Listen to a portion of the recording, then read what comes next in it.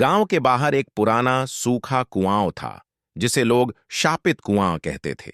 कहा जाता था कि वहां रात को अजीब आवाजें आती हैं, कभी किसी औरत के रोने की, कभी बच्चों की हंसी की।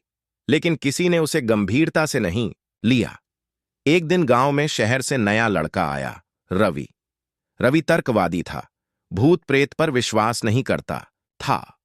गांव के बुजुर्गों ने उसे चेताया, बेटा, उस कुएं के पास मत जाना, वहां कुछ सही नहीं है।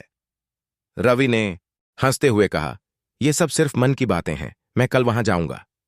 अगली रात रवि टॉर्च लेकर कुएं की तरफ गया। चांदनी रात थी, सब शांत था। लेकिन जैसे ही वह कुएं के पास पहुंचा, हवा का रुख बदल गया। अचानक उसकी टॉर्च बंद हो गई और अंधेरा छा गया। तभी उसे किसी के कदमों की आवाज सुनाई दी, पीछे से। उसने मुड़कर देखा, कोई नहीं था। फिर कुएं से एक धीमी सी आवाज आई, रवि। उसकी रूह कांप गई।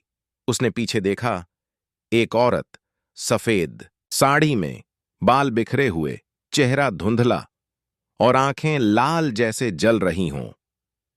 तुमने मेरी नींद क्यों तोड़ी? वह बुदबुदाई। रवि चीखता हुआ भागना चाहता था, लेकिन उसके पैर जैसे जम गए थे। औरत धीरे धीरे उसके पास आई और बोली, अब तू यहीं रहेगा, मेरे साथ, हमेशा के लिए। अगले दिन गांव वाले रवि को ढूंढते रहे। कुएं के पास सिर्फ उसकी चप्पलें मिलीं और जमीन पर खून के धब्बे। उस दिन के बाद कुएं से एक नई आवाज आने लगी, किसी आदमी की चीख, बचाओ!